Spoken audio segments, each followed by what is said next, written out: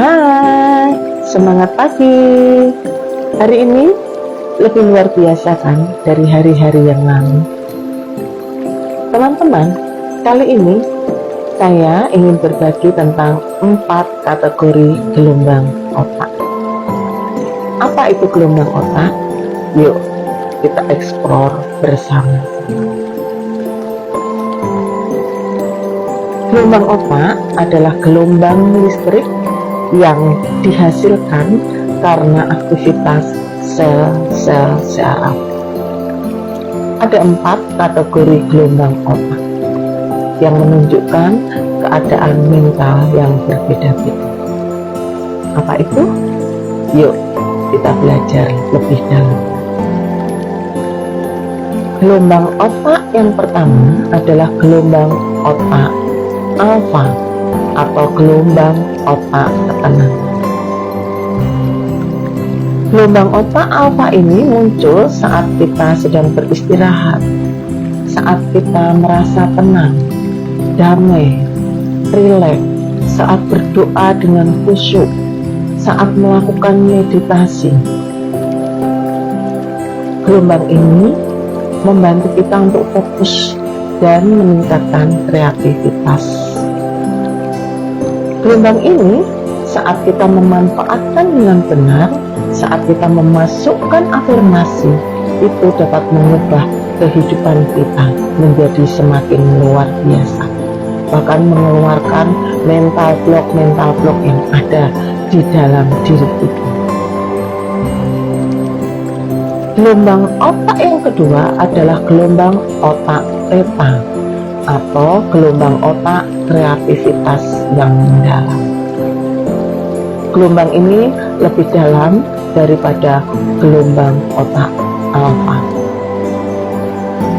Gelombang otak theta itu muncul saat kita berimajinasi, saat kita membayangkan sesuatu, meniatkan sesuatu dengan rileks. Ya, kemudian juga terjadi saat kita mau bangun tidur atau saat kita mau tidur, antara tidur dan tidak. Seperti itu. Kalau kedua gelombang otak ini, gelombang otak alfa dan gelombang otak theta ini dimanfaatkan dengan baik, maka akan muncul ide-ide kreatif yang luar biasa. Dan gelombang otak ini dapat membantu kita dalam proses berpikir dengan cerdas. Gelombang otak yang ketiga adalah gelombang otak delta atau gelombang otak tidur nyenyak. Gelombang ini adalah gelombang yang paling lambat dari 4 gelombang yang kita bicarakan. Dan gelombang ini terjadi pada saat kita tidur nyenyak tanpa mimpi. Nah, ini juga sangat penting untuk tubuh kita, untuk diri kita, karena saat kita tidur nyenyak tanpa mimpi, pemulihan dari seluruh tubuh dan kesehatan mental itu dilakukan. Kemudian gelombang otak yang keempat adalah gelombang otak beta atau gelombang otak dengan aktivitas yang tinggi. Sering disebut juga gelombang otak kewaspadaan.